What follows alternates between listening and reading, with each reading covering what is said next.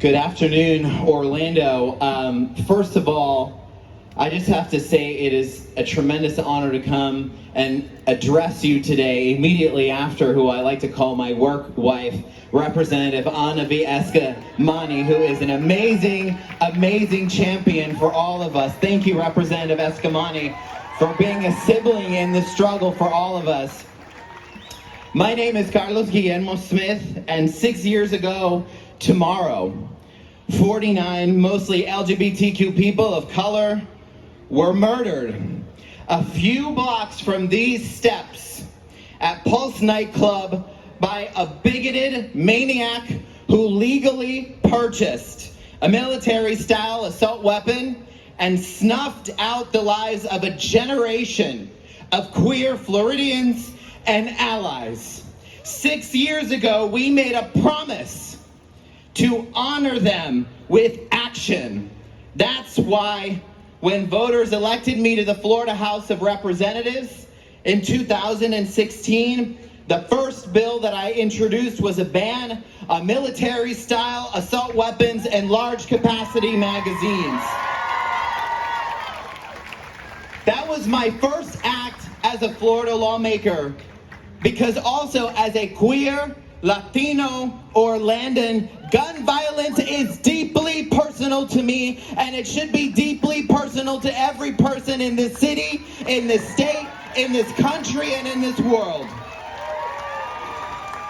We introduced that legislation again in 2018, in 2019, in 2020, in 2021, and in 2022. And we'll keep doing it because these are weapons of war that were made for war, and they don't belong in civilian hands.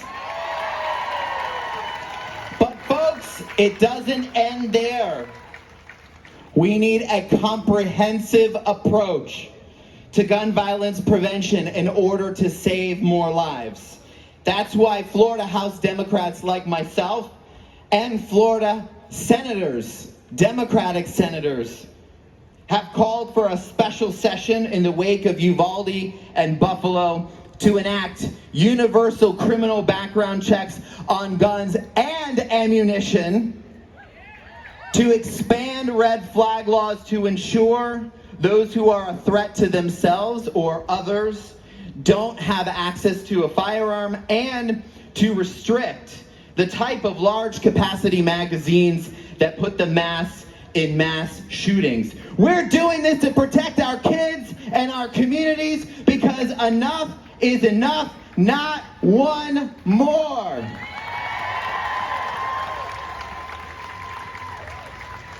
Folks, if Washington, not one more, not one more, not one more, not one more, not one more, not one more, because if folks in Washington can come together to try to enact gun safety reforms, the Florida legislature and Governor Ron DeSantis can do it too.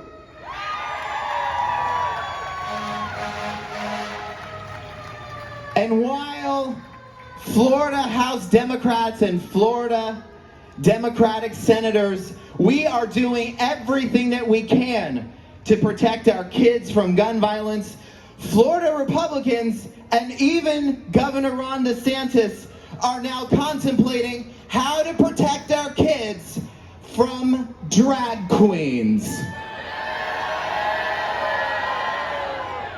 19 children were just murdered in their classroom in Uvalde, Texas. Some of them, their heads nearly decapitated from their bodies, similar to what happened in Parkland and in Sandy Hook. We need to protect them from gun violence, not drag queens.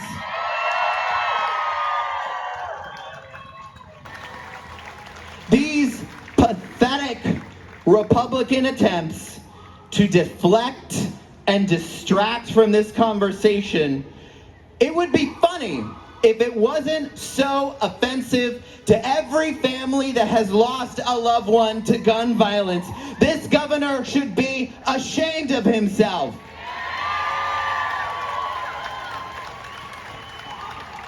He wants to take our state in a different direction. Governor DeSantis has promised to pass permitless carry, or as some call it, untrained carry, before he leaves office. We need to go to the polls to make sure he does no such thing.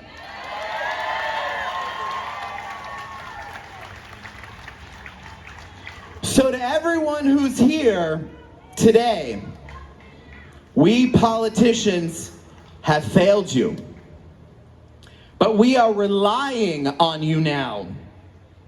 We need you to be the generation that finally helps America kick its deadly obsession with guns and use elections to purge our democracy of those who refuse to help. We need you to mobilize and to organize. Are you going to do that?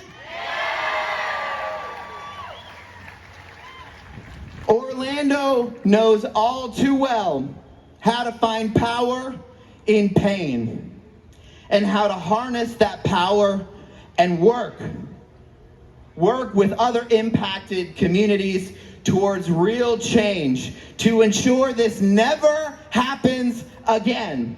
Together, let's honor the 49 and everyone else taken by gun violence with action. Honor them with action, not one more. Not one more. Not one more. Not one more. Thank you, Orlando.